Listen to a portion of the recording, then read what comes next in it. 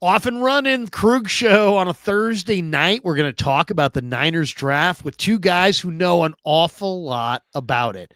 That's right. Dieter's here. Hutch is here. We're going to get the Krueg Show rolling.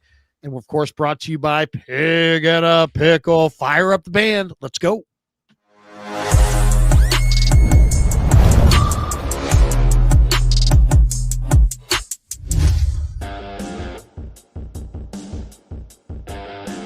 Off and running on a Thursday night, 9:43 West Coast, 43 minutes after midnight back east. It's a late one. That's disgusting. It's a late one. Who's doing this out east? It's a late one in the east. It's a mid-evening affair in Hawaii. In Hawaii, it's, That I can appreciate. Those people got to figure it out. They're having a drink. Watching they just saw the sun go down. They're feeling pretty good. Maybe even just finishing up dinner, having digesting their poi as we get this thing rolling. Such a lovely dinner, baby. Just unwinding. You want to go watch Krueger with me? We Nice just way to had relax. an amazing night in the Hawaiian Islands. We just had poi, which by the way sucks. I mean, I hate to say it, but poi's awful. Poi is just the worst. Poi. I'm sorry. I don't want to do a drive-by on poi, but come on. Poi? Really? Pie. I mean, if there's anything, don't take the road to Hana. Don't go to a luau. Don't eat poi. And then your Hawaiian vacation will be awesome. That's what I would say. Isn't your dream to live in Hawaii, Larry? It sounds like you don't like Hawaii. I wouldn't mind. The Big Island. Have you guys been to the Big Island? I have. The Big Island has a beach called Hapuna Beach that is so unbelievable. White sand beaches. I mean, seriously, yeah. If I could do the show from the Westin Hapuna Beach, you know what? I feel like that's where Penny needs to be. That's where my dog needs to run. I mean, right now she's stuck in Walnut Creek. I mean, you know what I mean? I feel like I owe my dog. Chats in, folks, so that Larry can live at the. Yeah. I want to live at the Westin Hapuna Beach. The Westin. Or at least send the dog there, and you can send checks so she can enjoy the beach. Yeah, there are people like that treat their dog better than themselves. Like, when I was up in Tahoe, I saw there were ads in the the thing up there for dog daycares and dog spas. I mean, if I'm going to send anybody to a spa, it's gonna be me. If it's not gonna be me, it's gonna be my wife. And I mean, it's the last person that's gonna be is the order dog. that you've thrown out there, Lair. So it's you first, then wife. That's interesting. Huh. That's right. Good luck with that in the divorce proceedings. Yeah, he sent himself to a spa day. Yeah, no, it's fine. No one's watching. Peter, when you've been married for 25 years, you can go first to the spa. The first 20 years, she gets to go first to the spa. Then after a while, she's locked in. She ain't going anywhere. Anyway, we're off and rolling. And we're brought to you by Pig and a Pickle, the best barbecue in Northern California. Check them out. They're in Emeryville. They're in Corte Madera. They're open 7 days a week from 11 a.m. till 8 p.m. or until they run out. And they do run out. So get there early. Get some brisket chili. Tell them that Krueg sent you. We're also brought to you by Claw Daddy Arcades. That's right, Claw Daddy Arcades. They got 3 locations in Southern California. They got a spot in Fresno, a spot in Modesto. They got a brand new arcade opening right here in the Bay Area. Claw Daddy Arcades is bringing family-friendly fun to communities across California. So he's a great follow on Instagram at claw_daddy_arcades to find a location near you. And we're also brought to you by LearnKey Upskill Academy. The show is sponsored by LearnKey Upskill Academy. And great news, if you're a Krueg Show sub, our sponsor, LearnKey, is offering a free cybersecurity course. It's valued at $99.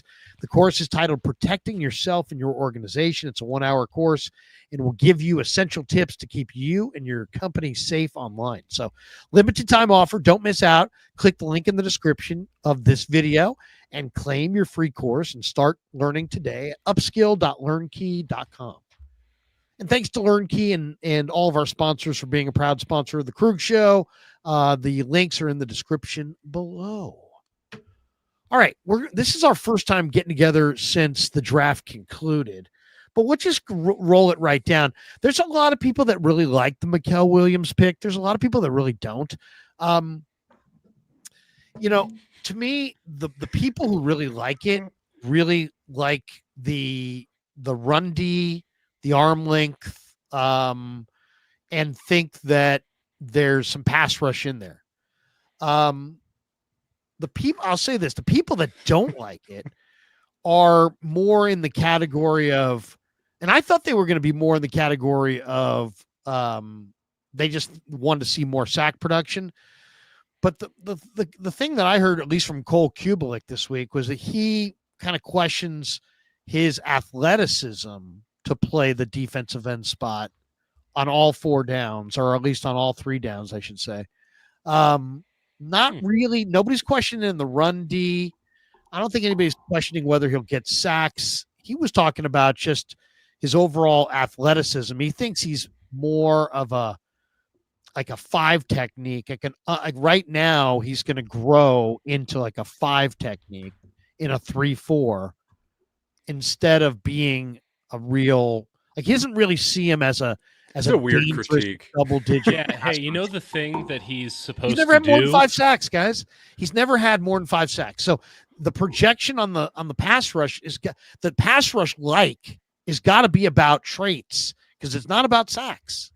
Well, absolutely on that. Listen, I think it's a fair criticism to wonder if he has the ability to turn into an elite pass rusher. Totally. Yeah. He's not Abdul Carter, Mike Green. He's not any of those guys. But you know what he can do? Be on the field on 1st and 2nd downs. You know what the 49ers really need? Someone to be at defensive end opposite Nick Bosa. If you needed to replace Nick Bosa, Mykel Williams is probably not where you're going. If you need someone to play with Nick Bosa, you couldn't do better than Mykel Williams. Yeah. I also think Williams' foundation is power. Like, when you ask any offensive lineman, like, there's a lot of, like Abdul Carter, there's speed and there's these ghost moves where you're using just speed and this little bit of technique, right? A lot of karate. Nice job, Dieter. Way to execute that. And I think that stuff is absolutely can work. But when your foundation isn't power, like, it's a little limiting as a player. Like, Mykel has the power as the foundation. I think he has pretty strong hands. He has a pretty decent swipe that needs to improve. He has a rip move. He can get through, and he can power you. So he is raw as a pass rusher. And will he be like a 20-sack player? I don't think that's necessarily how he's going to pan out. But he is 20 years old, and he has an incredible foundation. I think the idea that he's not an athlete is insane. Like, he is a stellar athlete. Maybe he wouldn't have had the same measurables as someone like Shamar Stewart, but he is a great athlete. I think it's fair to question if he has elite level bend and if he has the kind of wiggle that people are looking for. But again, I feel like they're comparing apples and oranges. Who's his comp? You got a comp on him? Well, I said Willie McGinnis. Okay. He was 255. I mean, he played bigger. He at least measured bigger. But yeah, I mean, he also attacked people in a restaurant. Well, that's the kind of energy what do you want me to to say to that? Sorry, just saying. Mykel hasn't attacked anyone. This guy has never attacked anybody in a restaurant. No. Sorry, to be clear, is that a positive or a negative? The comp that I think that I saw that I think I like the most on him is Michael Bennett. That's it. To me, he's more like a Michael Bennett, because he is.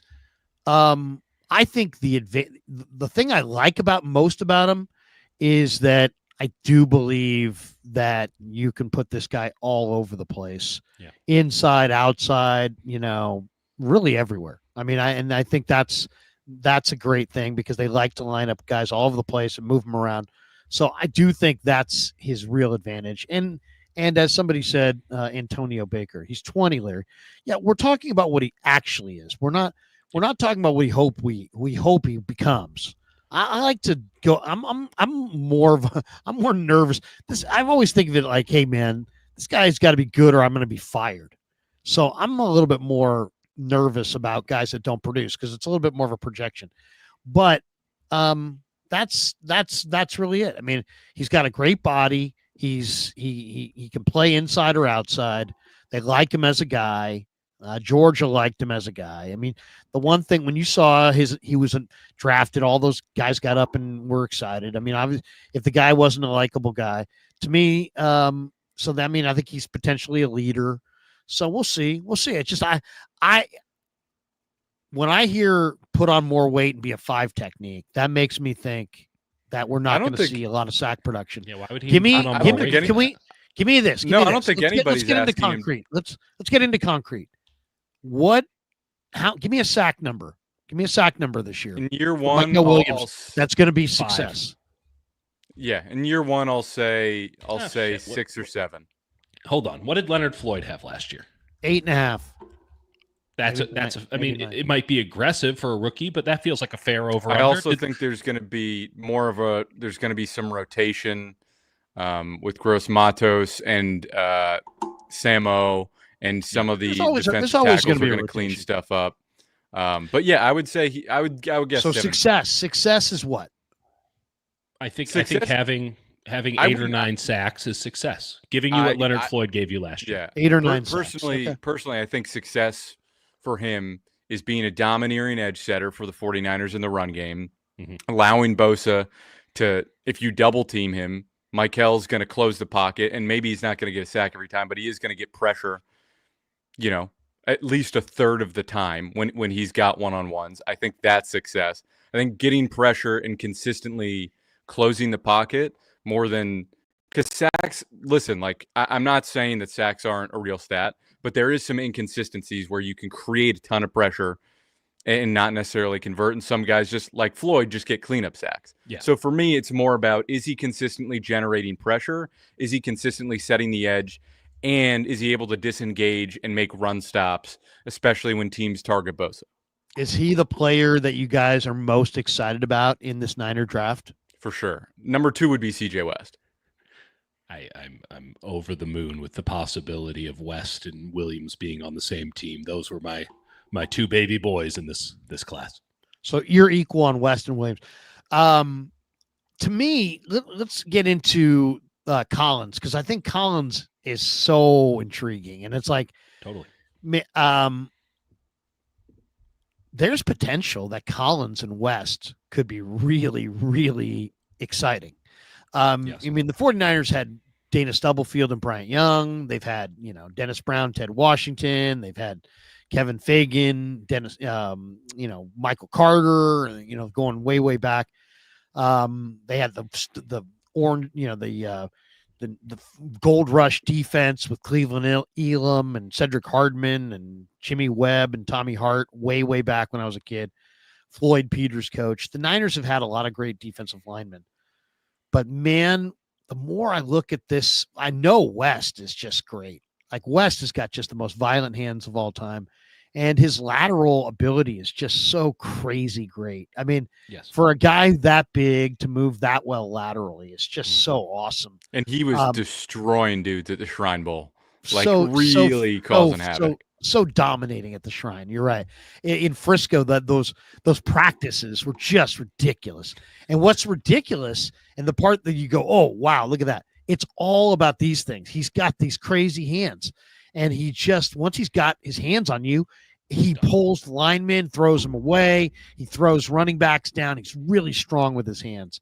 Yep. So, and then unbelievably quick laterally, and he's 320 pounds, and the guy's kind of angry.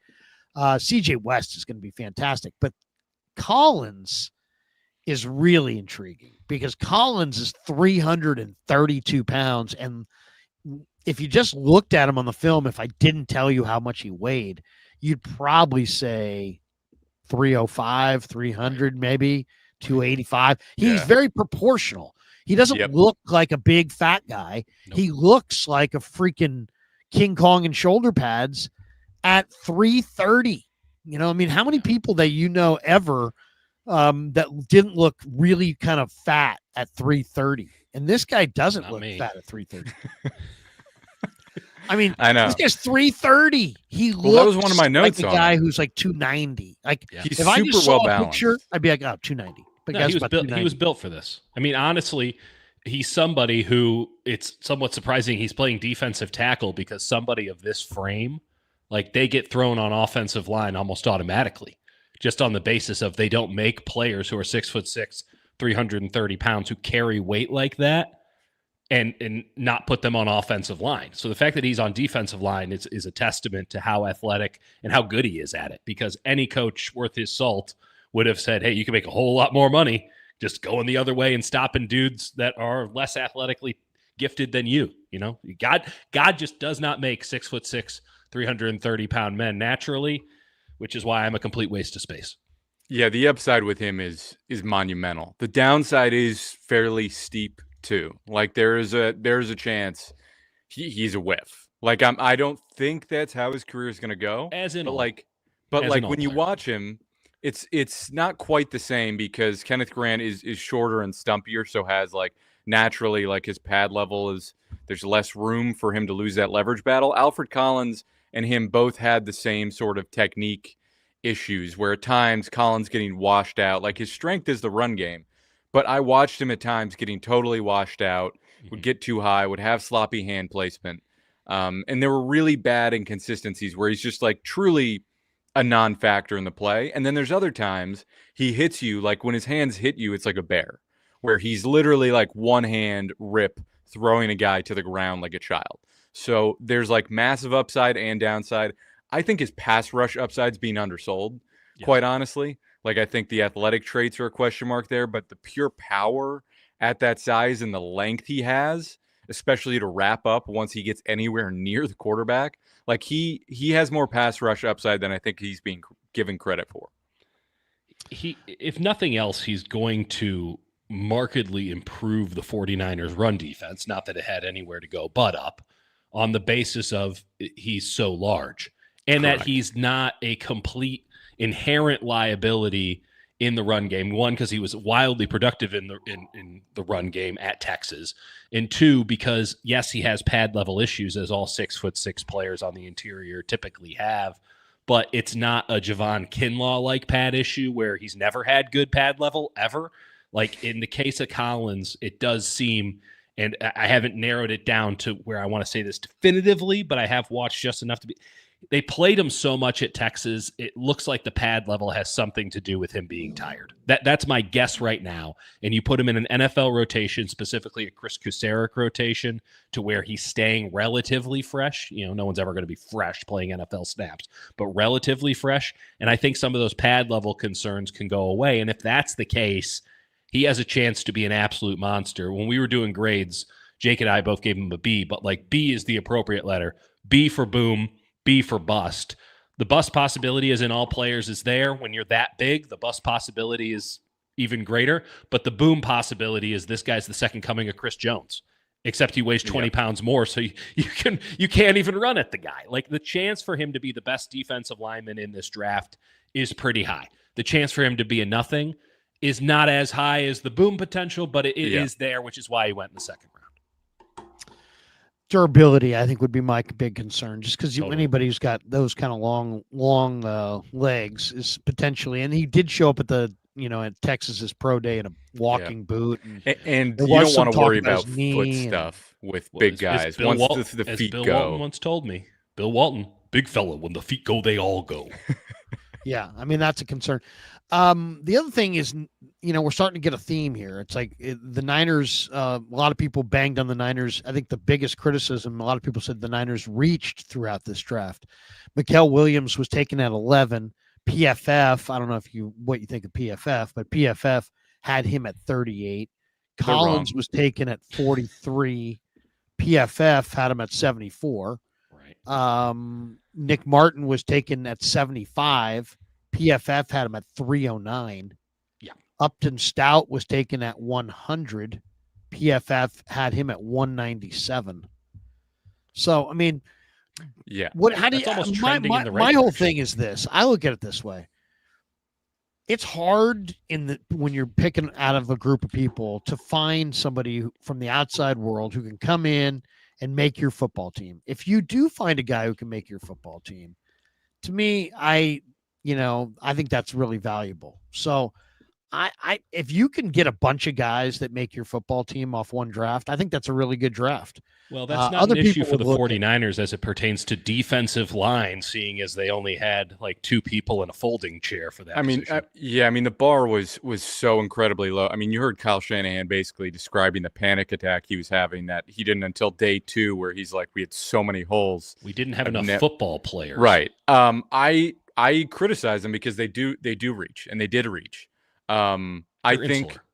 Yeah, it felt like with the Martin pick, I see the upside, right? But you are betting on an undersized linebacker who on tape, and it's not just the size, it is on tape. He doesn't have the longest arms, and I see him get cleared out at the second level in ways that are concerning. I saw Dylan Gabriel truck stick him. That's a worry for me. And I'm not saying he doesn't have speed, he doesn't have range, he doesn't have physicality. He's got a lot of things to like. There's a reason that like he was viewed by most as like a round 5 pick. I'd even be generous and say he's more like late round 4 value, but they took him at 75, which is double the value of their second round 4 pick. So they did reach, and it felt like they needed a Greenlaw replacement. So they went that route. They also ended up in a situation where, I mean, they openly admitted to this. They said that we were targeting linebacker, and in this case, Martin, in the 3rd round. And this is something that they've fallen into time and time again. They're an extremely insular organization right now. Notice how every single one of their picks that they had over the past weekend were the exact picks that they entered the weekend with. They didn't trade up, down once. I don't even know if they were taking many calls in either direction, because the teams that I talk to say we don't hear from the 49ers on this stuff. They don't care about the external boards. They shouldn't, right? If they have their process, they have to go by their process. Ride and die by your scouts, ride and die by your models. But the idea that they've done this now in multiple drafts. Jake, what was the clearest example of them just locking in at a position and then taking a guy? Yeah, I mean, they did that. They've done that a few times. Yeah, but Kinlaw's one. I mean, Kinlaw, right? They traded Buckner. They got that pick. They were going to take a defensive tackle. They took Kinlaw. He wound up having a bad knee. Yeah, they decide. And listen, before the draft, it was something that I don't think we pointed out enough. But Lynch went, some teams go best player available, and said, we don't do that. We draft for need, which is not to say you shouldn't draft for need at all. Like, every team has to do that to an extent. But to say, like, you really don't kind of believe in best player available is kind of astounding to admit publicly. And I get it, because they have so many needs. You could argue that anyone they drafted fit that, but it did feel like they get to round 3 and they go, okay, we got to go get a linebacker. We got to go get a corner here. Well, they did this in 2021, right? They need a quarterback. Here's Trey Lance. We're going to take the 3rd one. Trey Sermon, Ambry Thomas. Both of those guys were sort of at the tail end of a run on the position. And the Niners get a little bit scared about this stuff. So linebackers go earlier than I think they expected them to go. The 2 guys, Schweginger and Demetrius Knight, clearly went earlier than people thought, right? The consensus idea, and certainly the people that I had talked to, those guys went earlier than they expected them to go. But they said 3rd round, we got to get a linebacker. We don't have a linebacker. We got to get a linebacker. And the 3rd guy on their board was Nick Martin. And it doesn't matter if you could probably trade down 30 picks at the minimum and still get Nick Martin. They are like, no, we're going to take Nick Martin now because that's our pick and we don't want to trade. And they don't view the picks. And if the player works, it doesn't matter. If the player doesn't work, it's now a double whammy, in that they don't value the draft capital and use it sometimes to their advantage of, okay, we missed out on a couple of guys. Now we can trade down, maybe get something for next year, get a little more value in this one, maybe move up with something later on because now we have a little bit more ammunition. They don't play that game. They don't do what Howie Roseman does. They don't do what the Chiefs do, where they're always playing that game. They'll move 1 or 2 spots just because. They stay in their own little bubble. They don't talk to outside teams. They don't get a read of the room. They consistently misread the market. I've heard that from people ever since 21 and the disastrous Trey Lance deal. They are just like, we are all in on ourselves and nothing else. And it worked out in 2024, and it might work out here. But when you go at 75 with Martin, like it's you could have gone to 100. You could have gone to 13. He would have still been there. And that's my thing. The bigger example of that is their desire to trade up for Mykel Williams. I mean, PFF had him way lower. PFF and a lot of people had him a lot of people had him way lower, and they took him at 11. Not people in the league, and that a lot of people think that's a reach. Not people. The guy. I'll just say this: the guy who knows more about him than any of us is Cole Kubelik from the SEC Network, and he's like, man, I don't see it. I don't see that at 11. And He's his whole point was the production wasn't there. They wanted to give him opportunities to be that guy. We've had this conversation so many times, Larry, and we're telling you what we saw on tape consistently. And I understand that's that opinion, whatever. Like we've told you, like whatever. That's the SEC football analyst. I'm just saying, right. But also, everyone in the league, valued him as like a top 10 player for the most part. The league was way higher than him on people outside. I can give you 2 teams that were in the top 10 that said we are. If this guy's not here, we'll take him. I can tell you 2 teams flat out that were ready, that viewed him as top 10. I can tell you teams that were below the 49ers who absolutely thought that he wouldn't be there for the 49ers. So they were calling the 49ers to see if they could move up to 11 so that they could get into position to get their guy, because they figured that the Niners were all in on Mykel and that the Niners want to move down because they've had Nolan second on the list, which they did. And that way, hey, maybe we can make something happen. Arizona. So it is, and the Colts at 14. We just want to give away names because it's late and I don't have any filter right now. So like both of those teams viewed Mykel Williams as a much better than 11, to the point where they were operating as if he wouldn't be there for the 49ers at 11. The 49ers were operating as if he wouldn't be there at 11. And there were 2 teams above the 49ers that said, hey, if it didn't work out exactly as it worked out, we would have taken Mykel in the top 10. But no, he wasn't viewed as a top 10 pick. Come on. Yeah. Come on. I like Cole Kublik a lot. I really do. But he's the SEC football analyst. He knows these guys. He watches them more than us. He needs to get some NFL sources. That's what he needs. He watches them. Larry, he needs to get some NFL sources. He played college football, dude. He played college football. I understand, but that I'm just saying, we'll agree to disagree. But I'm just saying, the Niners reach with Mykel. They reach with They did Collins. not. It's fun to not reach with Martin. Mykel. You guys don't like Martin. You think Williams is really good. I think Martin's really good, and I'm worried that Mykel Williams is going to be a really good run defender and run defender only. That's Larry, all. First of all, run defense travels immediately. Very, very good. They didn't reach with Mykel. That's my opinion. Your opinion. PFF says they did. PFF says okay, we disagree with PFF. Whatever. Okay. My point is, in the third round, they have a track record. Kublik. I mean, why even bother? Why even bother having an opinion? Well, I'm just saying we could find other people as well, but I'm just saying that not everybody had him at 11. Shanahan's wife was much higher than him. The mock that she saw him at 28. So yeah, well, I mean, I'm just saying that. By the way, I reverse engineered it was the only one. Shanahan's wife should not watch or should not go on walterfootball.com. In fact, none of you should, because it's a horrible website. My point is just simple. You guys really love Mykel Williams. I have reservations.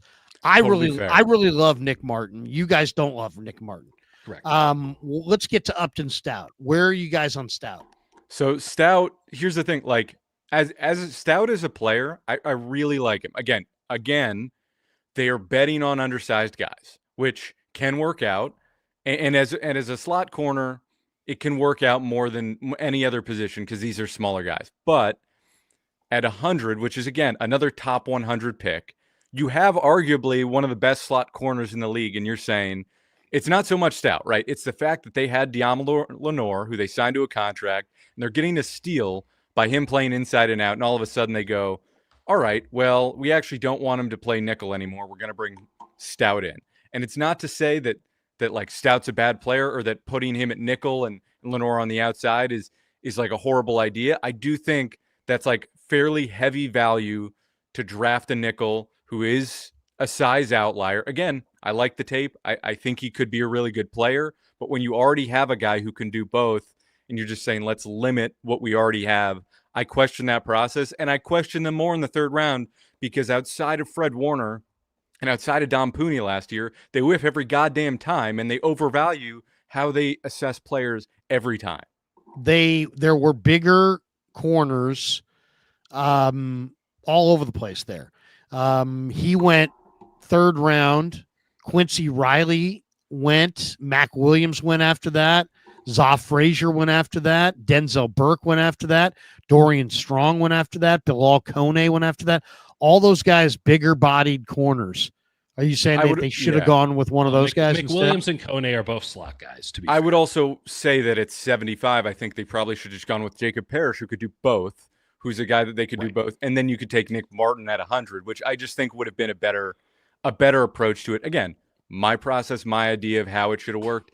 And if these players work out, it doesn't matter. But I'm going to criticize them because this is how I see them overvaluing their prospects, especially in the third round, year after year after year. And they got it right with Pooney last year. But for the most part, they have been bitten badly in the third round. It also just looks hilarious because this team clearly needed offensive line help. We understand that they don't value offensive linemen because the way that the market treats offensive linemen is they'll always overdraft them because they're afraid that they won't get them. So they always get a little bit antsy and they're always taken around before they probably should be.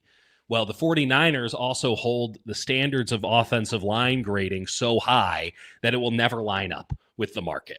But it is interesting, and Matt Barrows had this theory, and it's hard to say that it's incorrect, that the Niners got completely flummoxed by the fact that the Raiders went Rodgers and Grant, 2 offensive linemen, the 2 picks before Upton Stout, which is very similar to Roger Rosengarten going just before the 49ers did last year, where they sometimes get their eyes on a guy on the offensive line and it all lines up just perfectly to where the so particular. They're so particular, and then that guy's not there, and they go, oh, what should we do? I mean, Jed almost admitted to this, being like, let's do something different. Oh, here's Saleh, and they just sort of default to, and this is another issue that I have with their draft, what are the coaches like? Who do the coaches like? Well, the coaches don't give a flying about draft value. They just want to get their guy because they don't know if they'll ever get a chance to take another guy, not because of job security, but because they don't know when someone's going to ask them their opinion, right? And say, who do you want? Well, apparently they just kept asking opinions on the coaches. And because John Lynch is not a strong GM when it comes to structure in the house, because their scouting department is suspect at best, now they have a lot of coaches' opinions. And by the way, the coaches have had nothing but time to write up reports on all of these players. In past years, the Niners are playing for NFC championships and Super Bowl. You're asking me to do a report on 40 dudes at my position? Get the hell up out of here. I'll give you 4. This year, I'll give you 80. I got nothing but time on my hands. We're not signing anybody in free agency. What else do I have to do? And so you have these guys and their little pet projects, and like Jake and I both, oh, well, we love a CJ West, or we love these guys. And then they ask and they go, hey, Robert, who do you want? And he goes, oh, I love Upton Stout. I guess we'll take him instead of getting on the goddamn phone and trading down because the guys that you wanted at pick 100 weren't there, or the guy that you wanted to be more specifically wasn't there, which is Charles Grant. And instead of doing that, you just take the next guy, and the next guy is just whomever Robert wants at that point. Their whole process is so scattershot. It's ridiculous. And you know what? I'll give it to you, Larry. If you think that I know for a fact that Mykel Williams was not overrated on their board, but honestly, it lines up with everything else that they did. They don't take into account the draft capital as something that they can manipulate. They're too afraid that they won't end up getting the guy that they really want because they laser focus in on one player for one round. And then the second, to quote John Lynch, a draft breaks out, they totally panic. This is not a wartime consigliere running the show here. And this Upton Stout pick, would he have been there at 113? Probably. Would he have been there later on? Probably. Who was chasing you to get Upton Stout? Who was chasing you to get Nick Martin? And I can appreciate you want to take guys that you're convicted about, #conviction, but like, this is not how the Chiefs, the Eagles, the Seahawks, this is not how they go about their business. If you want to get a guy so bad, you can trade up to get him. But otherwise, let the draft come to you and give yourself some optionality. It feels like they work themselves into a corner again and again and again in this draft. Do you feel like Lynch mismanaged this draft? Yes. And you feel like that he's the decision maker. He's the guy. These are his picks, and ultimately he's winning arguments and saying, no, scouts, I'll take Marques Sigle here. Is that what you're saying? I don't believe. I in fact believe the opposite. I believe that he's too collaborative and that there are too many voices in the room. They said they want to build consensus. That's great. You know what's really hard to get? Consensus when you have 5 minutes. We can't get consensus. We talk every week. And we have no stakes on the line. Like 5 minutes, the thing that we just expect, we had this perfect plan where everyone was in alignment. Guess what? Shit's going to happen. It's the NFL draft. Now you got 5 minutes. So what's your process then? And their process seemed to be, I don't know, ask Robert, or who do you like? They would just point to somebody in the room. That's a guess. I can't say that definitively, but these picks come across very much like, I don't know, who do you like? We had a plan. We're not going according to plan. And heaven forbid I get on the phone and get out of this predicament. These are the kind of GMs, by the way, that Howie Roseman eats alive. So I can understand why they don't pick up the phone at 49-49. Howie Roseman can sense this fear, and he calls teams. This is the thing. He calls teams seconds before a pick has to be made and gives them a low ball offer to take their pick because he's got an idea for what he would do with that spot. And he'll just say, oh, I can take this stress off of your shoulders. And you've seen the Jaguars and the Titans and the Raiders give it to him because they just don't want the pressure of the moment on them. And that's why those teams pick high every year. I just look at this situation and you just go, it's bad. I don't care about the PFF rankings or whatever. No one at pick 100 was ready for the name Upton Stout to be uttered. No one at ESPN, no one at the NFL league office. The amount of texts that I got being like, what are they doing is ridiculous at both 75 and 100. So do I think he mismanaged it? Absolutely. Because a team with a strong GM, they can handle the punches that come. But a team that's with a GM that's making sure that everyone feels A-okay and everyone feels good about this, that's not the guy I want when bullets are flying. And I apologize for the analogy, but that's what was happening here. And it looks like the Niners panicked with a couple of picks. Time will tell on this. My first thought was I really, really like CJ West. I really like Nick Martin because Nick Martin's fast and strong and productive. I really like the Upton Stout pick just because I like that mentality of that kid, and I like the athleticism. And I like the Jordan Watkins pick because I liked the fact that you're marrying production and real speed. And the guy did it in the SEC, and I liked him a long time ago. Now, as far as Collins, little concerned about the body and health. And then the day 3 guys, I mean, I thought this was an awesome running back draft. I don't know. Jordan James wasn't on my list of awesome backs. He's fine. And they had DJ Giddens right there. If Giddens was off the board, DJ Giddens went 2 picks later, I would have gone just based on what I saw, I would have gone DJ Giddens. The upside is so much higher there. And listen, I understand Jordan James has he's a well-rounded player, but it's again, the value question there is it feels way off for me. It seems like they wanted a guy who didn't fumble. This guy never fumbled. I mean, that's what they lost in Elijah Mitchell. They lost that back who was never going to fumble. And I just think that's what they're looking for. They're looking for the fourth quarter finisher back who's never going to fumble, and that's this guy.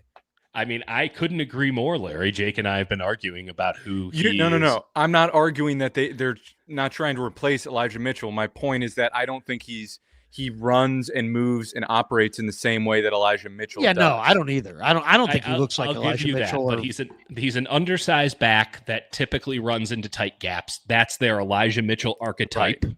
He's an undersized physical back, which is sort of a weird. So he'll give you a good year and a half and then die. I mean, if you wanted someone who has the physical nature, that fourth quarter finish, go get Devin Neal or Ali Gordon in the next round. Go get Martinez, the kid from Miami. Go get somebody who's actually that kind of back, as opposed to the sort of theory of that kind of back. Well, I mean, Taj Brooks can run with power. Totally. I agree. They went with, I mean, I kind of like Kiner more, to be honest, because I think Kiner looks like he has better. First of all, Kiner was better. Okay. Kiner was better. If you back away and look at these guys as high school prospects, Kiner was way better. And we're going to high school or college. Kiner was Jag now. Kiner was Mr. Ohio and then went to LSU. I just think that Kiner's. What happened? Well, I mean, he wanted to play at home because his mom and dad were the only people who could watch him play. So he went back to Cincinnati, and he was great for Cincinnati. He was a 2-time captain. He had amazing stats. His stats are almost as good as anybody if you look at the contact balance. Yeah, but the tape's pretty underwhelming. Well, I mean, guy's got great contact balance, and the guy was productive at Cincinnati. He's strong. He can bounce off tackles. That's mostly it. It's a little bit like Caleb Johnson, where it's straight line, and he can take a shot, but there's not much. There's really no elusive qualities to him at all. I'm not the biggest fan of him. To me, they're the same size and same height, same weight, everything. But Jordan James, Jordan James to me looks like a guy. I think his head coach said it right. When he said he runs kind of pissed off. He has that kind of pissed off look to him. I just wonder about the durability of Jordan James, and then Kiner. I just think Kiner's going to wind up being. He to me looks a little bit more explosive. He looks like he's a little bit more explosive than Jordan James. I don't know. They have similar traits and similar times and everything. I don't think either of them are particularly explosive. I think James is a guy who is a great first cut, and that buys him space. And he's a guy that might look faster at times because he's got short little legs and he's just taken so many steps. But he does buy himself time. He's got a little bit of ability to hesitate and then go. Good vision. Yeah, he's pretty well-rounded, but he's like, there's not much upside to me at all. I think he's going to be fine. He's like, and maybe they just went with a guy where they're like, well, we know he's high floor. He's just going to be able to operate. If we lose McCaffrey, he's going to do the right thing. And I get that, but it's meh to me. In this draft, to go with James there is so uninspiring. And again, it's them falling in love with this archetype of the 2019 or 2022 49ers. Like, how do we get back to it? How do we get back? We got to get Robert Saleh back, and we'll just reverse the clock, and everything will be the way that it was. We're going to get our Dre Greenlaw replacement, and now we're going to get our, here's going to be our Ray McCloud replacement, and this guy's going to be our Elijah Mitchell replacement. And everything's going to be fine. That was one of my bigger criticisms, is that it felt like we got to get, they have been obsessive about Dre Greenlaw. There's move on. He broke up with they literally, he signed the contract. They flew out after him.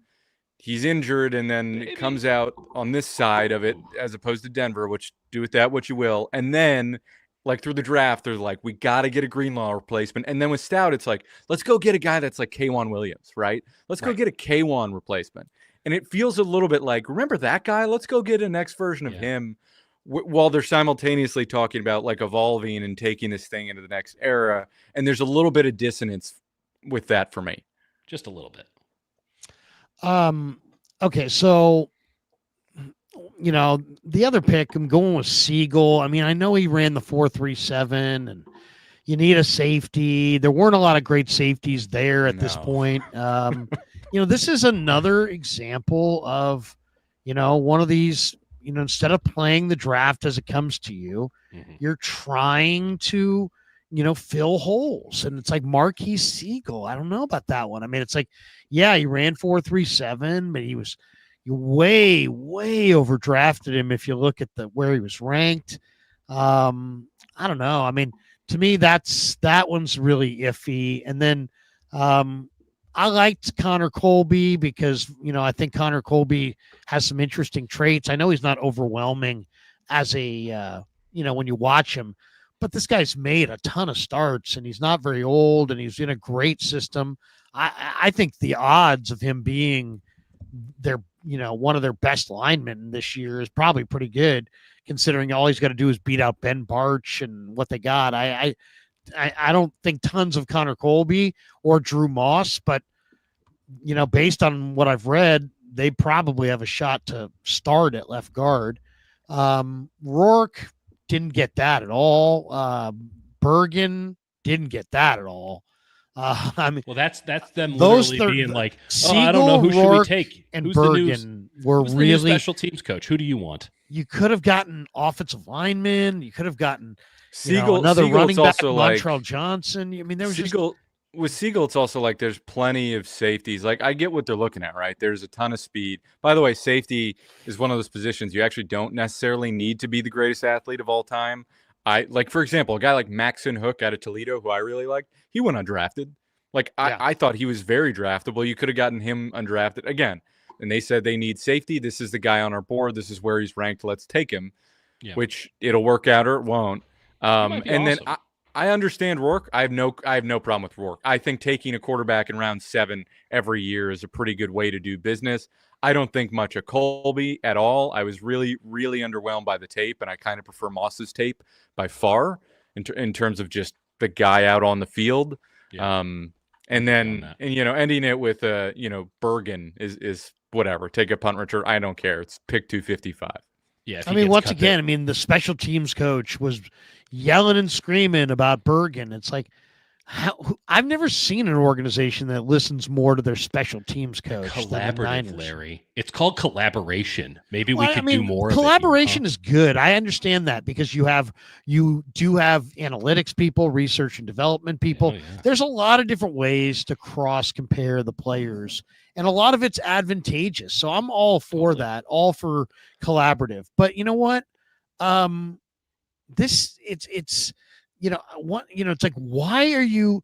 It's like drafting a special teams player. This guy better be a special teams star. Yep. Or what are you doing? Because you're telling me that of all the prospects in the draft, there's not one prospect of all of the undrafted players, which included Chandler Martin, Eugene Asante, all kinds of guys could really, really play. Yes, sir. And you don't take any of those guys. I don't know. It's just it's pretty wild. It's pretty wild.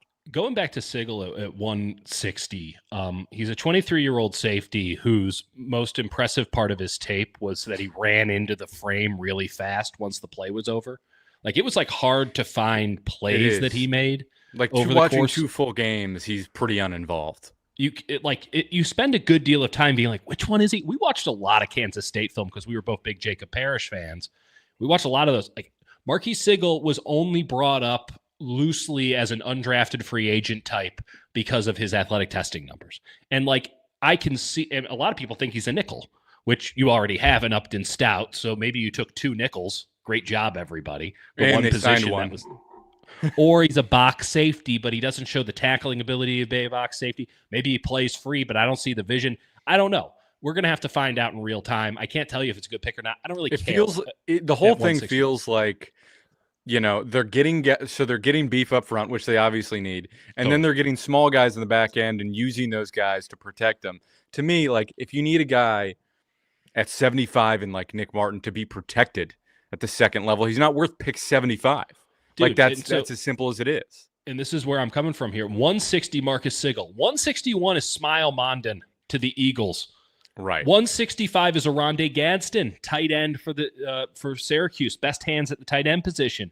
166, Drew Kendall. These are all guys that we talked about ad nauseum on our channel, Jake.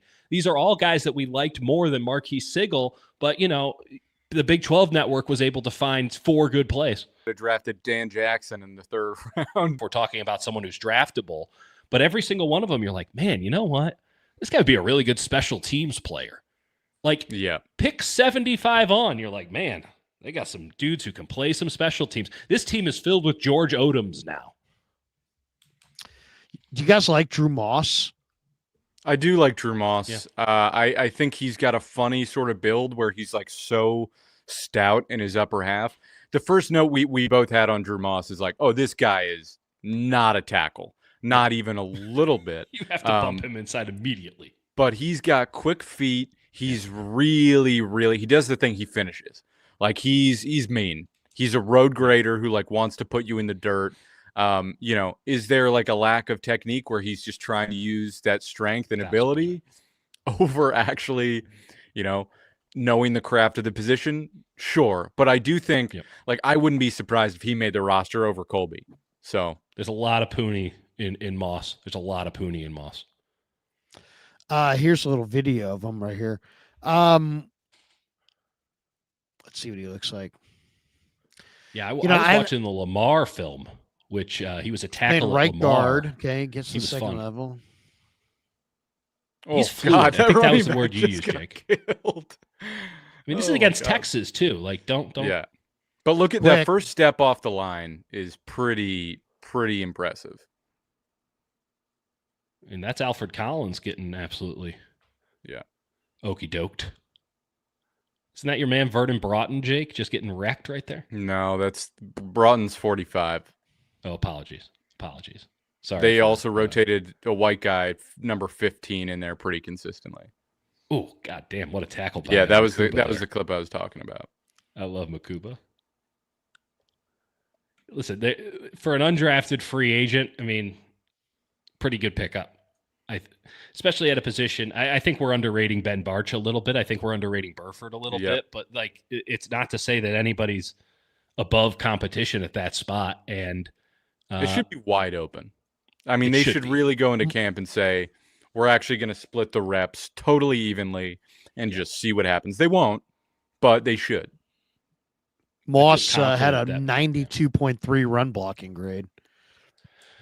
Yeah. 81.3 pass blocking grade on 866 snaps. 438 pass blocking snaps. He allowed 1 sack. You let him move forward, and he's going to give you something. Maybe a holding penalty, but something. The anchor was a little bit concerning, but that's the trade-off. If he had great anchor and that kind of mobility in the run game, you're not getting him as an undrafted free agent. Like, that guy doesn't fall through the cracks. So you kind of have to pick one or the other, and the Niners have made it very clear that they're going to pick the run game ability over anchor 10 times out of 10. Real quick, somebody's asking what I don't like about Connor Colby. It's almost everything on tape. I'm not trying to be hyperbolic. I'm not even trying to be harsh.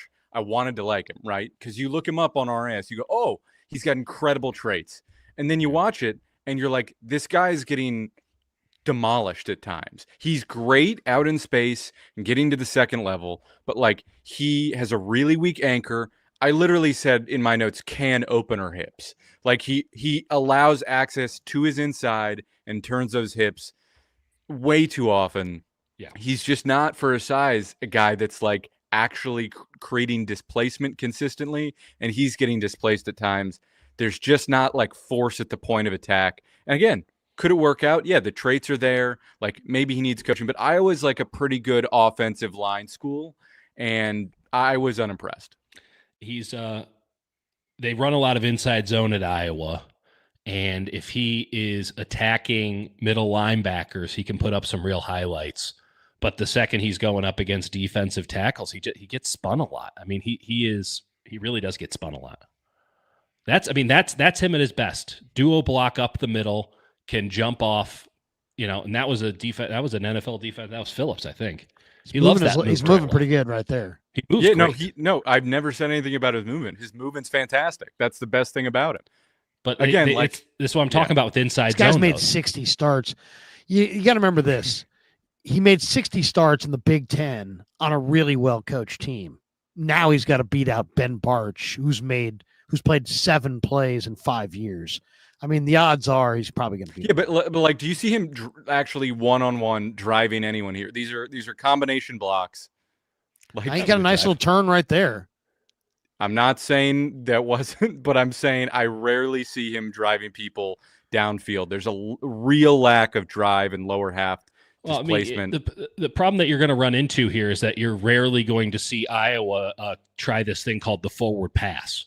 So it's very difficult to find out. And he gets off the ball super quick. I love it. Like, I could see it working out. I'm telling you what I saw on tape. But all he has is that angle. I mean, when you watch the tape, all he's got is that angle. If he doesn't have that angle where he can get with his right shoulder and drive through, it really creates problems. He has to go left. They ran the same fucking play 80% of the time, inside zone. Like, they just ran the same play again and again and again.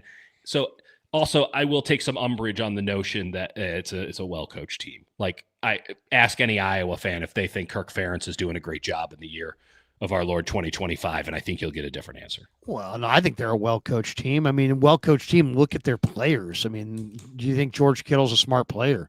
I always felt like Iowa's offensive linemen were really well-coached. I mean, I didn't think they were always the most talented guys. I mean, and I don't see any guys on their offense at all, really, to be honest. Running back go 85th. Yeah, I didn't like their running back. I thought their running back was really overrated. But I agree. He's not good. So, by the way, the offensive line coach for Iowa has been there for 5 years, and that's 5 years. They haven't, that's when Wirfs was gone. That's, it's running on a reputation of early Ferentz hires, but this current guy, George Barnett, it has not been churning out the beef the way that they used to at Iowa.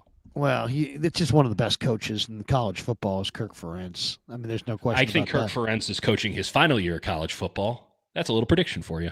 Yeah, I mean, he's been doing it for a long time. What do you guys think of Jacob Robinson, the corner from BYU? He's fun. He was our favorite undrafted free agent. Listen, like, he might be more of like a free safety.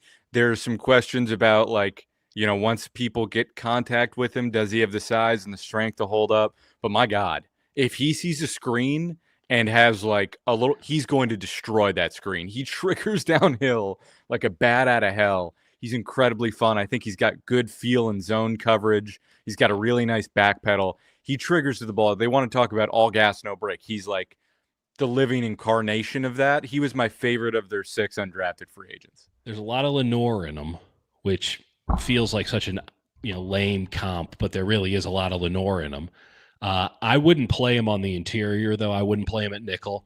I think he's probably too small, and I don't love the hips to play outside. I really do wonder if he could be a free safety, because he clearly has the vision and the tenacity to commit to a line of action, which feels vitally necessary if you're going to be playing center field. I wouldn't be shocked. I know the Niners, try guys at a bunch of different spots, particularly their depth dudes.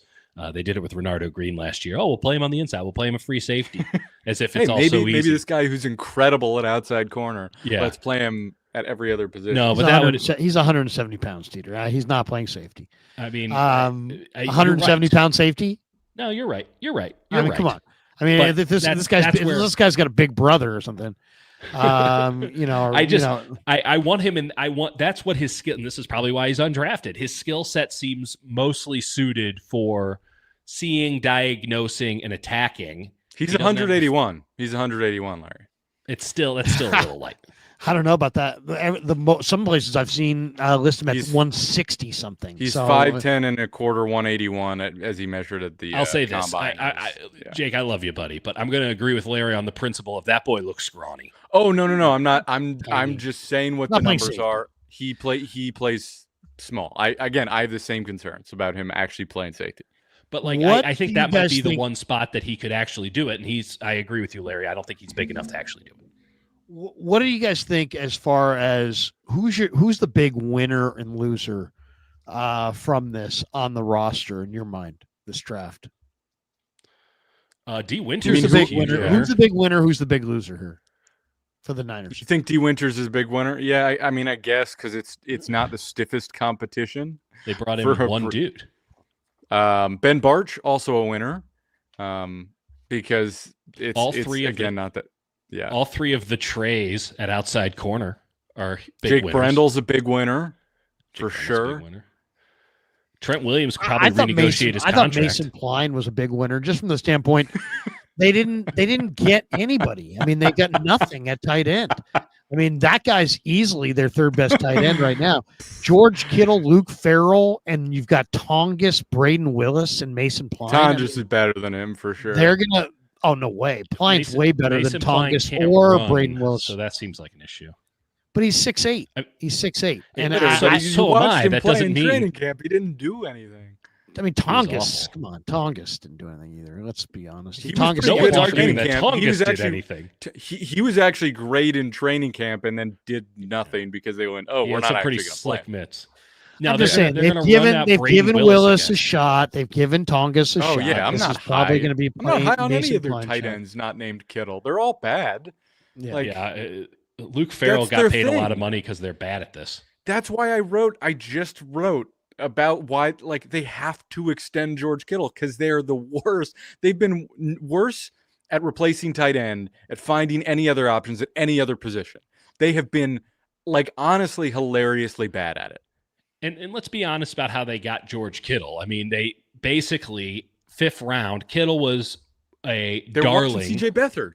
They're watching CJ Beathard, and they're like, "Oh, this guy's got a little something." In 5th round, they're like, "Yeah, why not? He's got these crazy athletic scores. Let's go for it because we got nothing to lose because we suck as an organization." And it worked out. It's the biggest hit they ever had. They had a lot of the same energy with Fred Warner. They're like, "Oh, I think he could be a good outside linebacker. What do we have to lose? We got nothing. We suck." and then he turns out to be the best middle linebacker in football. Like I guess to their credit, they're still throwing caution to the wind. Never lose that childhood joy, huh? I would say Mordecai's a big winner, just simply because they've got a fourth quarterback, so they're not going to bring in another quarterback. Yeah, they're going to They got a fourth quarterback, but he can't play, and he's probably not going to play for the whole year. Yeah. So in a lot of ways, if I'm Mordecai, I just probably got another year, just because that fourth quarter, they're not going to bring in a fifth quarterback. I guess they are going to bring in a fifth quarterback from they might have to Wake Forest, but I would say if I'm Tanner Mordecai, I got to feel pretty good about getting a roster spot, knowing that now that Rourke is going to be on the IR for the year. Spot. There's no way. I think Garendo's a major loser. I mean, 3 weeks ago, people were talking about Garendo as RB2, and now they're not. I mean, they probably won't. I think I don't know. I think a lot of that's injury concerns. I mean, I think if he's healthy, he is. Like, I mean, the upside with him is monumental. The analytics on him are horrible, absolutely horrible. I mean, you can go look him up, but they're really bad. I mean, about performance or injury? As far as his performance. I mean, he doesn't hit the right hole. I saw 3 or 4 stats last week on him that show that he's like one of the worst. Started off in the league terribly, and I think towards the end, before he got hurt again, he started to figure it out a little bit. He's so physically gifted, it kind of doesn't matter. Like, if he was really good at actually being a running back, it'd be over. He'd be the best, but he's actually terrible. That's why he was available where he was, Yeah. If nothing else, he still has his gadget role. We'll see. To me, Garendo's big, strong, fast, and he can really catch. So they got to figure out a way to get him on the field. Yeah. But as far as, I think now with 2 other backs that have better instincts, he's probably a ways away from playing. As far as on the defensive side, I think Kalia Davis is a major loser here. I mean, You're only going with 5 defensive tackles. Right now, you have CJ West, Alfred Collins, Jordan Elliott, who love him, hate him, whatever. He's in front of Kalia Davis, Kevin Givens, and you got Evan Anderson. And who knows about this Sebastian Valdez? I'm just saying right there, Kalia Davis is the 6th defensive tackle on a team that's planning on taking 5. So we'll see. There's always injuries. But it's the first time in a while that they have competition there. Yeah, but I mean, I think he's a guy that easily they forgot Kalia Davis existed. Well, I just don't think they want to lean on him because of the injuries he's had. Well, I mean, Tim Drake Ryan. Jackson, anyone? Well, Tim Ryan believes that that Kalia's injuries are related to the fact that he didn't have big calves. So that that he's somehow weird thing to say. Well, he just thinks that he doesn't have the durability to stand in as a defensive tackle. I mean, he played. This guy played the position. I can, what? Credit to Tim Ryan for getting some really nuanced takeaway on Kalia Davis. I would have just said he's not very good. So like Tim Ryan's better at this than I am. Is that? Well, no, sure. He's had some moments that are amazing. I mean, he's had some highlights where you're like, "Whoa, look at that guy." The movement ability for Kalia Davis is absolutely spectacular, but he can't stay on the field. I mean, if you can't make the club in the tub. If you can't play, you can't play. I thought it was about the powerhouse, but I guess we're talking Cavs. I guess who knew? Well, the Cavs. The Cavs, I think, are going to have a really interesting series with the Pacers. I mean, I'll say this: go look at Evan Anderson. Evan Anderson is like rooted to the ground like something you'd see in Muir Woods. He has absolutely he's just rooted. He's got such thick legs and he's not going anywhere. Kalia Davis is indeed thick. Kalia Davis is not the same. Yeah. No. I think the other guy that's probably is I know he's a great guy, but he loves him. He's the greatest guy. He's the Walter Payton guy, Curtis Robinson. But I would say Curtis Robinson is going to be really challenged to make this football team because Winters and Warner and Nick Martin and Luke Gifford, you got 4 guys right there. They probably keep 5, maybe 6. I wouldn't pencil in other Luke guys. Gifford as a lock. You don't think so? Papa was talking him up like Luke Gifford's going to play from scrimmage. Well, I mean, that seems like a bad idea. I mean, he might be the starting Sam, but I haven't watched Luke Gifford in a long time. Yeah, I mean, I just think that linebacker, it's you've got Martin's going to be on the roster, Winters is going to be on the roster, and then everybody else is fighting for probably 2 spots. Fred's going to have to fight with Bethune. I mean, it's pretty clear. Right. I mean, Bethune, Graham, whatever. I mean, Curtis Robinson. What about Stone Blanton, Larry? What do we think about Stone Blanton? Yeah. Stone Blanton's a great athlete, man. Stone Blanton was a baseball player too. He's a I know. I saw those same highlights. That was going to be my tidbit. Shit. But here's the thing about Stone Blanton. At the end of the day, if all you're looking for is just some, run through a wall special teams linebacker, right? You probably just were going to go with the cheapest one there is, and why not? I know they love Curtis Robinson. Everybody loves Curtis, but I'm just saying, if any of these other guys, any of them, Bethune, Graham, Blanton, if any of them play well at all, Gifford, that probably knocks Curtis out. You could also say Cowing's a loser because they drafted a special teams only wide receiver, which was Cowing's only clear way on the roster. What is it? And then they drafted Watkins, who is immediately a better player than him, in my view. Jair Brown's a huge winner. Ain't nobody taking Jair Brown's job now. Yeah, especially with Mustafa's injury. I mean, listen. I like Jair a lot as a dude. He did not show up last year. He was awful. He was really so awful. This is his last chance to really prove it, and he should get a chance because the competition's real weak. There's some guys who are absolutely under the gun here. They have to show up and they got to play. Or it's like now or never for a couple of these guys. I'll give you a few examples. Now or never for Darrell Luter. Yes. It's time. Yep. Time for Darrell Luter to show up and be what he's going to be. If he plays well enough in camp, he could. I mean, he could. Jake's dead, but I don't even. When you have Stout now on the roster bumping Lenore outside, I mean, it's kind of a listen. I can't say that Darrell Luter was entitled to anything, but it is kind of a brutal break because now Lenore is this depth chart that I'm looking at currently on our lads, which is the go-to source for all depth charts, has him at nickel for Lenore. He's an outside corner. He's starting over Trey Brown. He's starting over Trey Avery. He's starting over Trey Tomlinson, the Treys. He obviously started over Luter. Are any of those guys good, by the way? If you could have one tray between Brown, Avery, and Tomlinson, I think I'm going Tomlinson. That's fair. I'd go Brown, but yeah. I think Tomlinson's the best athlete, right? Are they going to have to fight? Are they going to do like a gladiator type situation? There can only be one tray. Survives? Yeah. And then he is known as Uno. That's nice. Bad. Thank you. I have 2 children. I can double down on dad jokes. Yeah. So as far as winners, losers, I think, I'll give you another loser in this thing. Jake Moody. No, I mean, Jake Moody, because the Niners didn't find a veteran kicker, but then they're bringing in the Lou Groza Award winner to challenge him. Who is I that? think everybody, I think at this point, whether it's a rookie or a veteran, Jake is not going to run unopposed. He is going to run absolutely opposed this summer, and we'll see. And that's what he needs anyway. So is Jake the kicker, or does this Lou Groza Award winner beat him out? Or I think I've got a great shot. I think I've got a great shot, Larry. I appreciate you asking that question.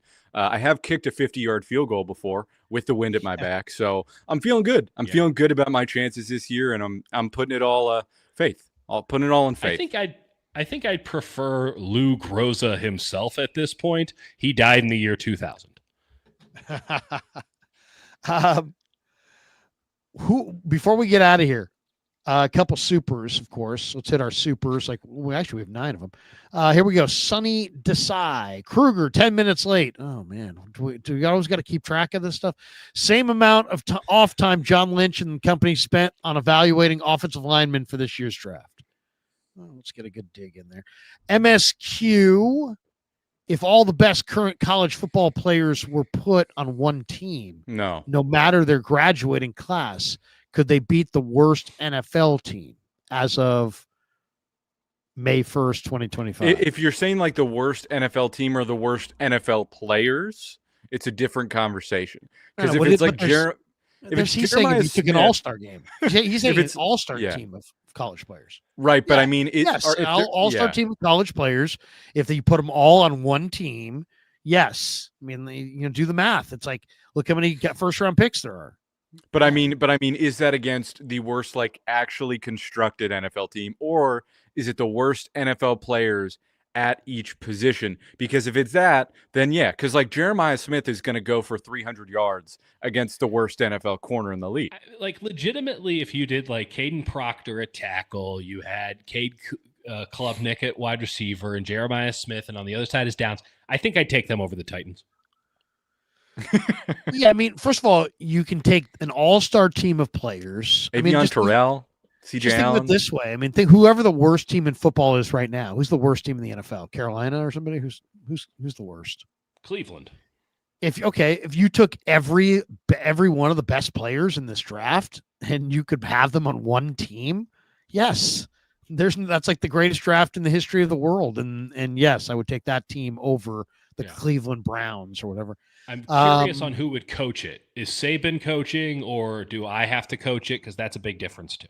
Is the coaching staff part of the draft?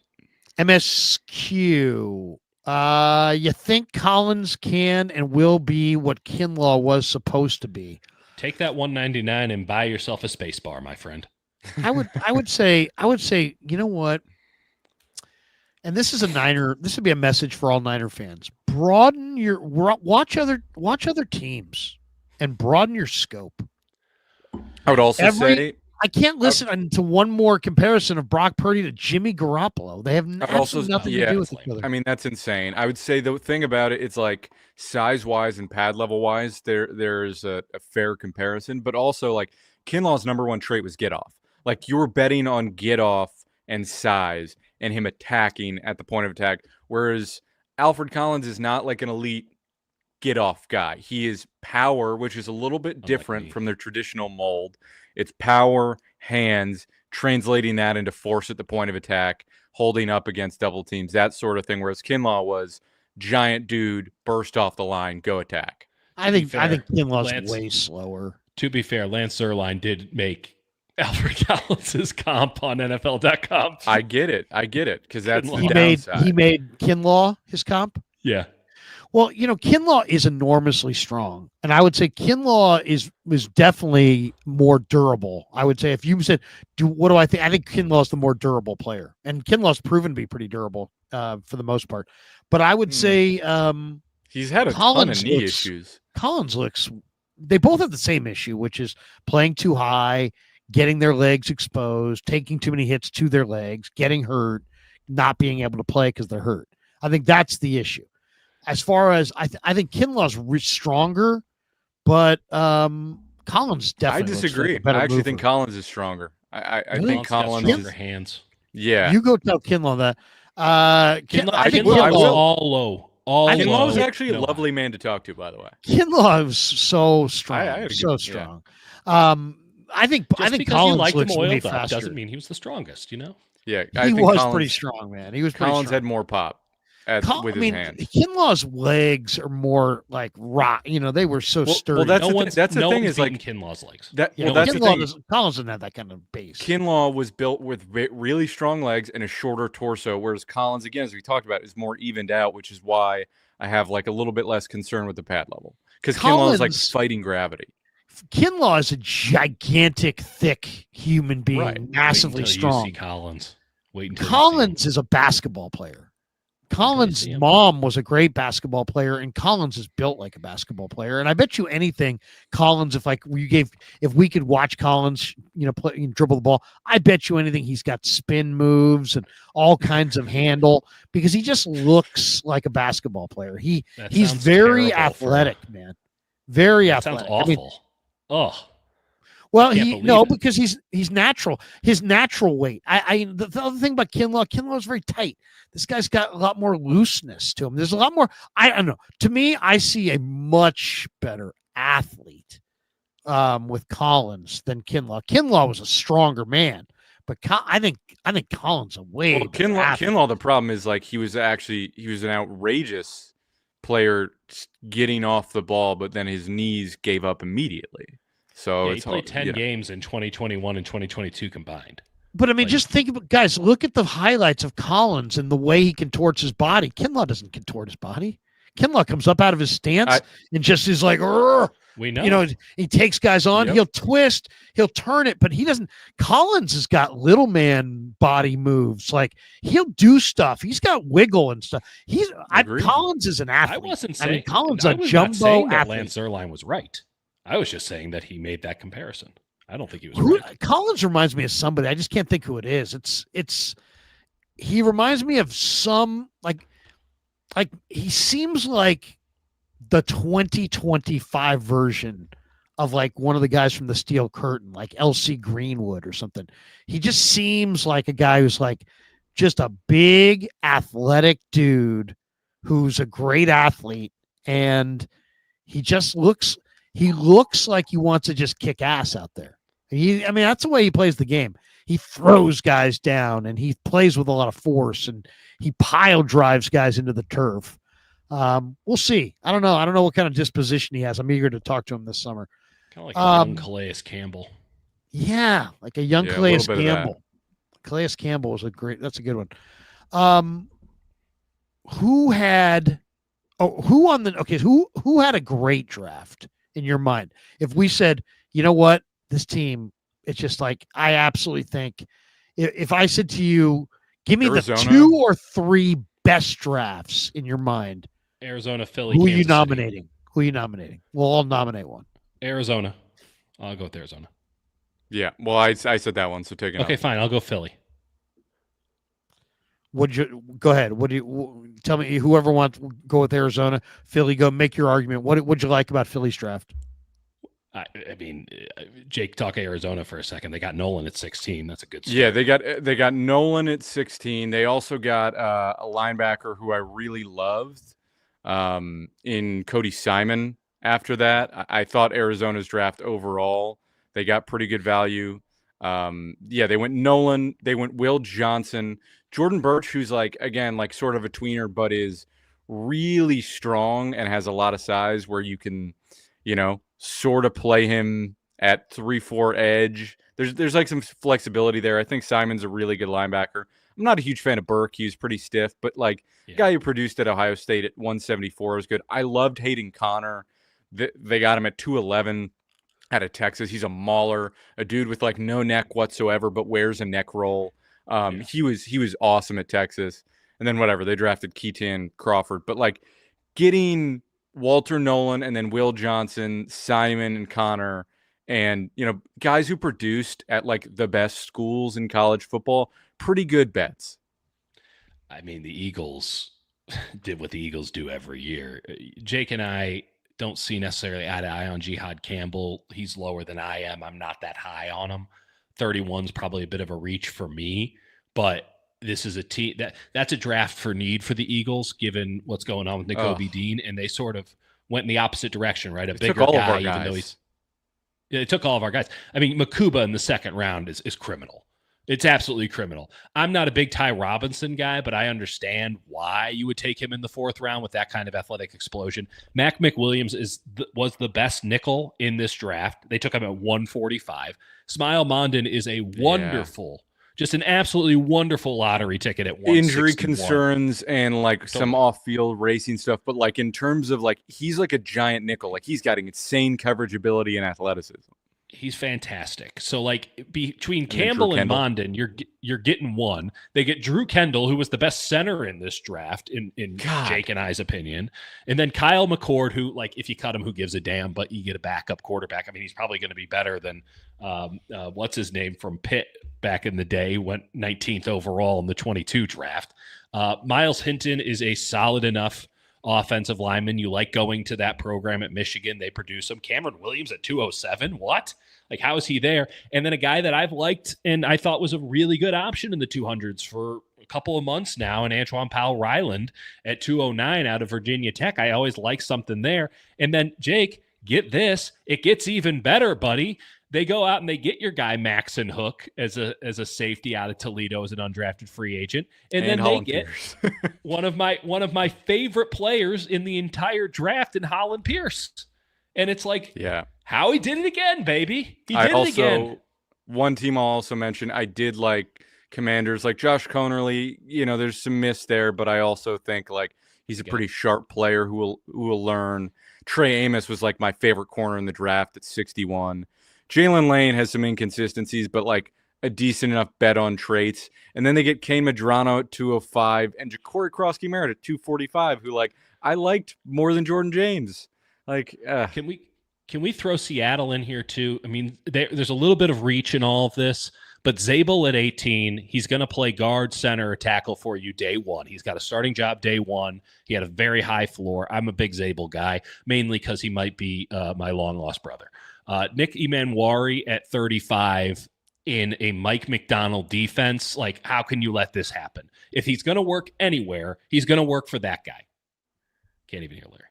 I don't know. I think Larry's on mute. I'm not a big Arroyo guy. I don't mind taking Milroe at 92. Riley Mills at 142 is a criminal offense that he was there at 142. Torrey Horton at 166 is a great pick. Damian Martinez at 223. Ricky White at 238. These are great picks. I liked what Seattle did. And then not only that, I think Seattle, in addition, didn't Seattle get an undrafted player that was pretty damn good? Let me see. I think Seattle got an undrafted player that was good. Yeah. Oh, Jared Ivey out of Ole Miss. Zy Alexander. Yeah, they got Jared Ivey. Jared Ivey. I mean, to me, that's a 285-pound, defensive end with some wiggle.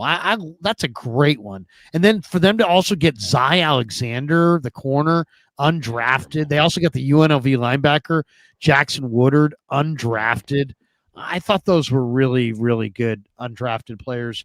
I thought they got one more too. The Chiefs too, man. Oh, Simmons at 32, and then Norman Lott. I don't know about Galat, but I get it. Noel Williams at 85, and then Jalen Royals at like 133, and then Brashard Smith late. Like, now the Chiefs. To me, I was gonna say the Chiefs. I mean, Josh Simmons, Omar Norman Lott, Ashton Gelati, Noel Williams, Jalen Royals, Jeffrey Bassa, and Brashard Smith. I mean, come on. That is an awesome. Wow.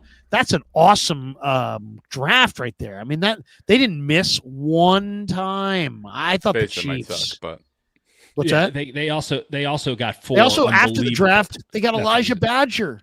Yeah, they got Elijah Badger after the draft. Brandon George, Essa Pole, and Jake Briningstool. Who listen? I wasn't the biggest guy on Pole and Briningstool, but like they were draftable. Yep. Badger. So I thought Badger's going to be a dude. Chiefs did great. I thought the Ravens did great. I mean, Malachi Starks and then Mike Green, Emory Jones, Teddy Buchanan, Carson Vincent, Bilal Kone.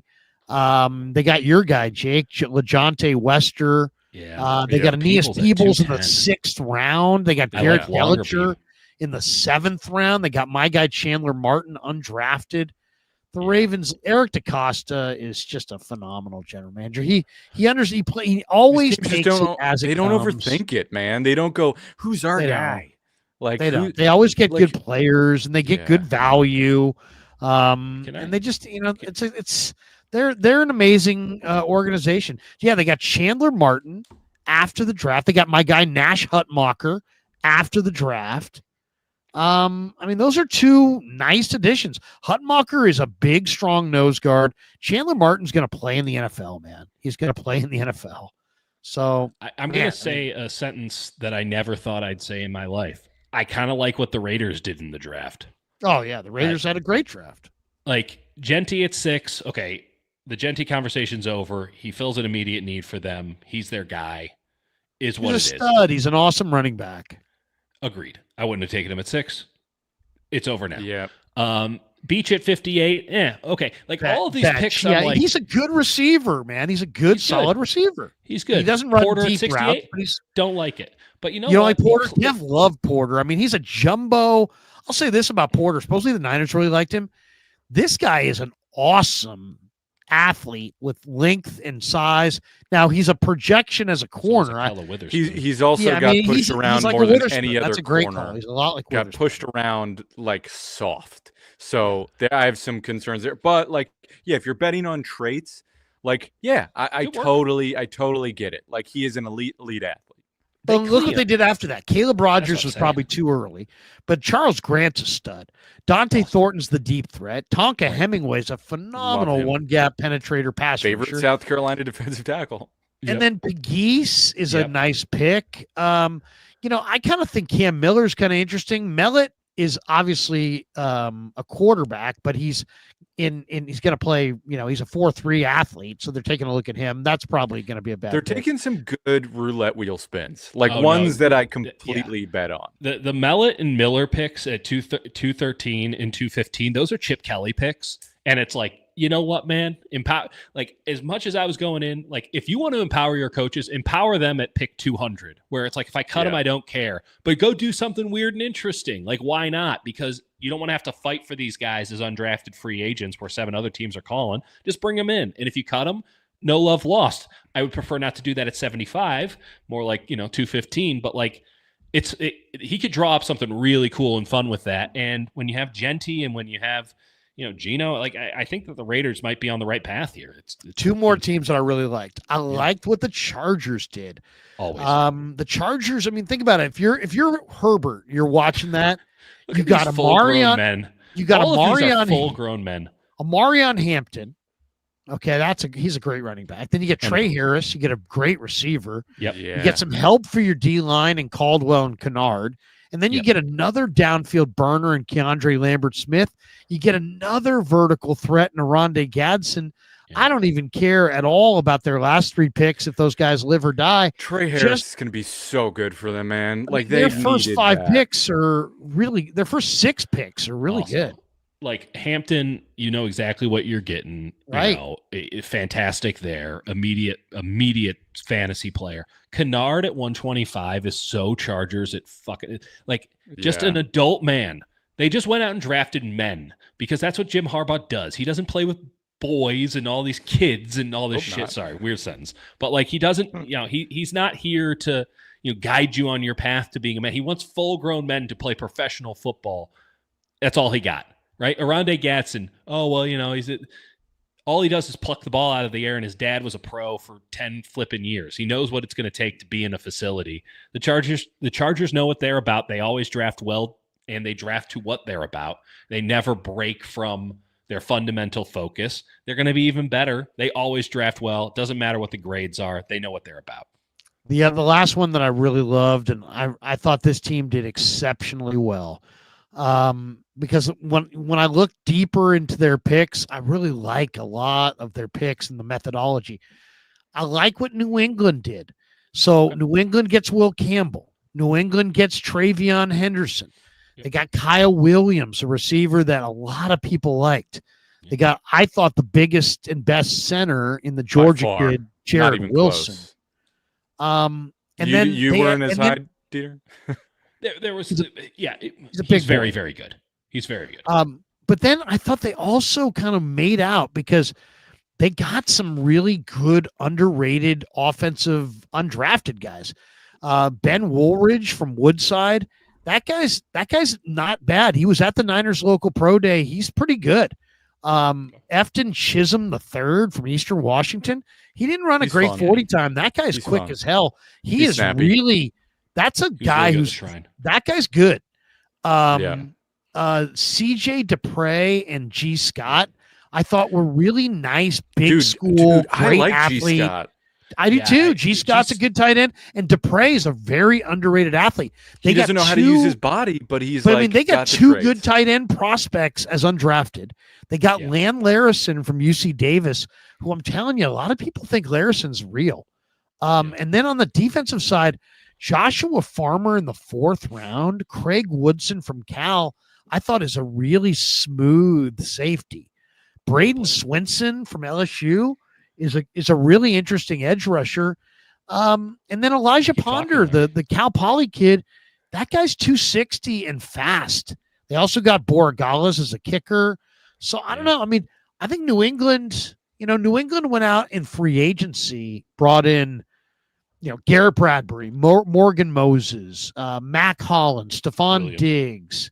They brought Dobbs in from the Niners, Milton Williams, Harold Landry, Spillane, Carlton Davis. Yes. They brought in some free agents, but they needed a big time draft, and I thought they got some really nice players. I mean, obviously they did well in the draft. They used pick 251 on long snapper Julian Ashby out of Vanderbilt. I mean, how is that not the highlight? He's actually number 2 on my long snapper list. But did you like the kid from Colorado School of Mines better? Because I did. Schlumpkin, yeah, he was a stellar player. You think I'm kidding? There's actually a long snapper from the Colorado School of Mines who was pretty sick. That boy could snap it. Also, I was just sad this week seeing Tabor Pepper tweet out that he was saying goodbye to his apartment in the South Bay. He's living in the same apartment we all are. He's looking for a gig. I don't think he's got a gig, right? Well, no. Long snappers. We had a long conversation about Shador and being the loud backup quarterback. What's it when you're the loud long snapper? Yeah. Not great. Exactly. Not great. I got an idea, Tabor. Listen, easy for me to say, but maybe don't tweet. Just a thought. Yeah. Overall, guys, what would you say? Do you have a favorite pick in the draft? One player to one team that you think of? I need to look at the full board here, Larry. Do you have one in mind? I'll give. Yeah. Well, go ahead, Peter. One. If you got one. I mean, I could always go with one. How about Mykel Williams to the San Francisco 49ers? I was going to say, I genuinely. Yeah. Or CJ West. Fit. Legitimately, those are 2 A+ picks. I mean, I love the CJ West pick for sure. I like genuinely Mykel's very high on that list for me. Amos to Washington, I think is stellar. Trey Harris, I really like him for the Chargers. I think he's going to do a lot for them. I'll give you 3 real fast. Go ahead. What do you got? I think Emanwari to Seattle. If it's ever going to work for Emanwari, that's the spot it's going to work. I really like. I had him here. I think Luther Burden to Chicago is clutch. I think that's something that they really needed. Some more dynamism on. Did you see Ben Johnson talking about him? He was basically fully erect, which I completely understand. And then Travion Henderson to New England. Vrabel's gonna eat this guy up. He's gonna. I mean, probably in a bad way, but that's pretty good. I would not be shocked if he is the most productive running back in this class. I want to give you one more pick that I really thought was swept under the rug, and it's a contextual thing. So Minnesota was at 24, and the entire league knew that Minnesota wanted to trade out of 24 because they only had 4 picks in that draft, and they needed to just build up some more capital. But Donovan Jackson, who was the best guard in this draft, falls to them at 24. And instead of saying, oh, well, we need to care about our pick and we need to get more picks later, they just go, oh, you're going to gift us the best guard in this draft at 24? Yeah. Let's just take him and we'll figure it out later. Awesome. And they took him, and he's going to be awesome.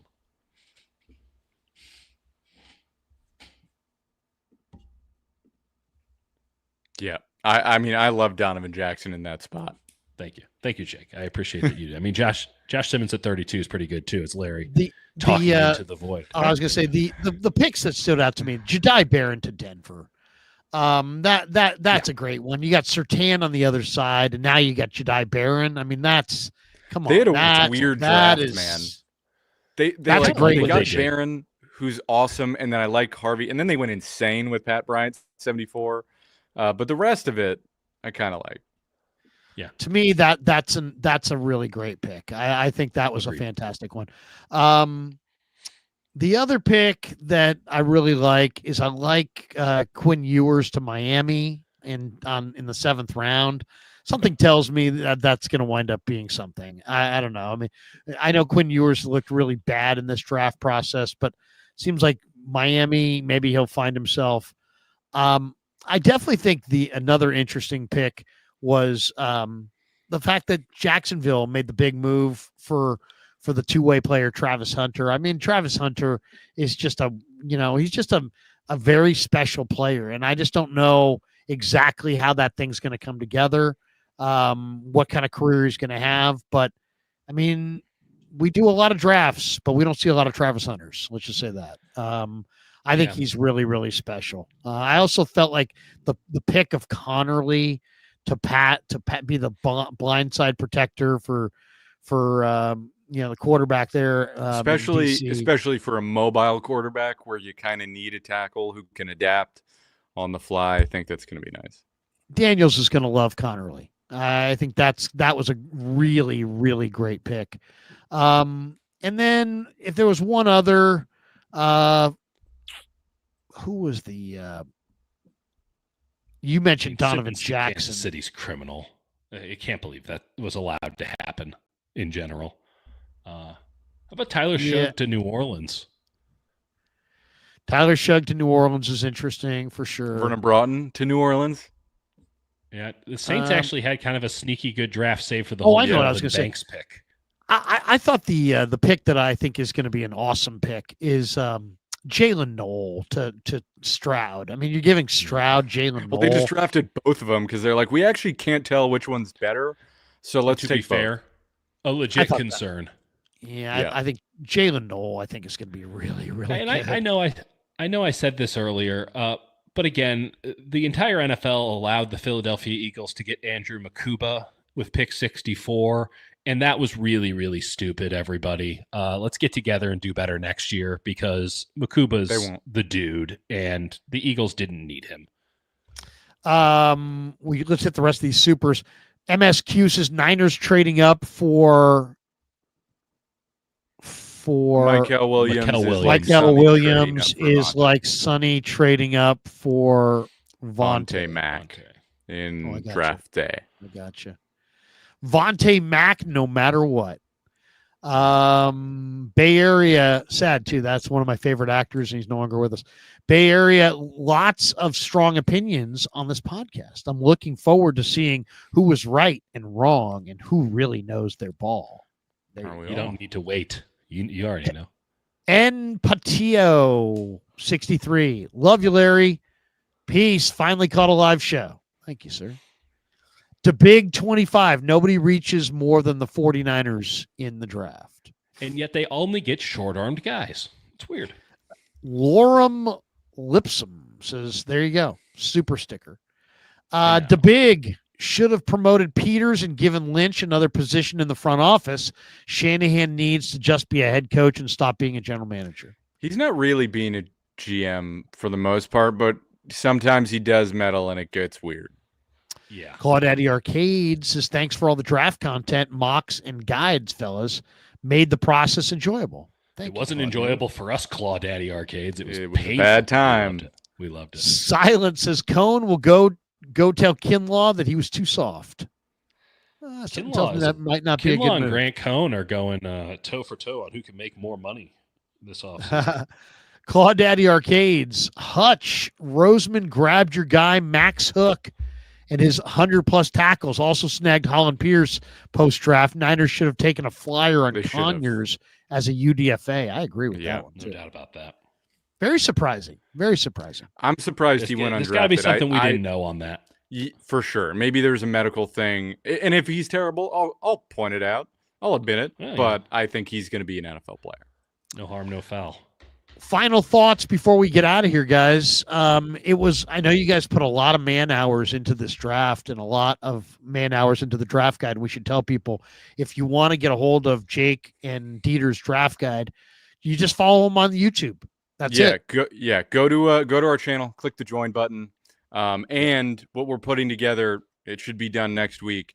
Just the 49ers draft picks, including their undrafted free agents, as an addendum to the draft guide. So if you got the draft guide and you're like, well, I wanted to know more about the 49ers picks, it's coming next week. So you'll get that. And that's all for people who subscribe as an official sicko. And also follow me, the Hutch Report. Follow me on the Hutch Report and on my Substack, and also go read my latest for SFGate. What's left for the Niners to do? Will they make a trade in the springtime? Safety. Is there a veteran spot? Like, we were going through this, Chase Senior and I were going through like guys that we might want to see them add. And I forget exactly who he was going with, but I was saying, like an edge rusher would be great. Like a veteran edge rusher. That's always nice. Asante Samuel would be nice. Gerald Everett, I think would be nice. I mean, I think they're really barren at tight end. He threw out, I think, Justin Simmons, if they could get Simmons.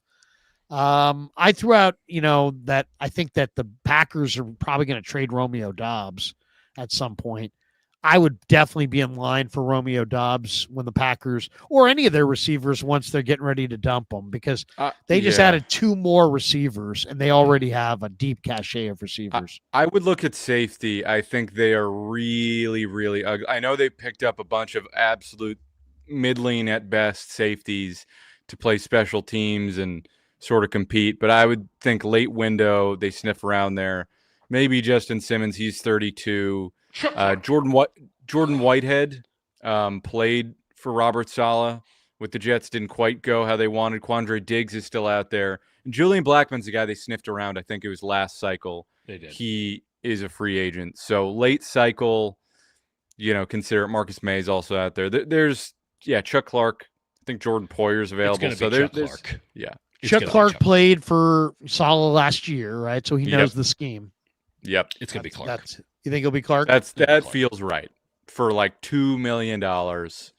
Cheap. Yeah. Simmons has never really been in a cover 3. He's been mostly 2 highs. Like a Rayshon Jenkins isn't really available. Jack Rabbit? No, wait, that's not Jack Rabbit. It's a different Jenkins. Whitehead is a 2 high. Blackmon isn't really capable of playing single high anymore. Like Quandre Diggs would be interesting, and Chuck Clark as a box safety in that. Jordan Poyer as well. I believe Jordan Poyer. He's played in a cover 1 or cover 3 system before, so he's an option though. I think a little bit more tread on the tires, all things considered. I think. What do you think Green Bay is going to want for Romeo Doubs? Nothing that the 49ers can offer him, because there's no way they're trading him to San Francisco. Yeah, probably. But not. I would think they're going to ask for a 4th. Yeah, would be higher. my gut. Yeah, I think he's a gettable guy for sure for somebody. If you want to get somebody from the Green Bay Packers, Larry, may I suggest my favorite player, Devondre Campbell? I'm a big fan of Bo Melton. Yeah, Bo Melton. Yeah, Bo Melton could get cut. There's no question he could get cut. They got a lot of guys. They got a lot of guys for sure. Bo Melton would be nice. Yeah, that would be enough of him. My favorite guy. Could probably get him for nothing. All right, that is going to do it for us. Thanks to Dieter. Thanks to Jake. Thanks to all of you guys. Thanks to our sponsors, LearnKey and Clawdaddy Arcades. Thanks to Pig and a Pickle. Thanks to all of you. I'm back tomorrow morning at 9 a.m. streaming with Damon Bruce tomorrow at 9. Guys, anything you got going tomorrow you want to promote? Yeah, we'll have a video. Yeah, we got a video coming out tomorrow on the undrafted free agents. Again, you can get our draft guide, and the addendum will be out next week. And follow me on the Hutch Report. I am writing columns, and I'm going to have some good stuff as the summer rolls on. For Jake and Dieter, I'm Larry. Have a great night, everybody. Peace. Yeah, never met a man I've been scared of. Careful.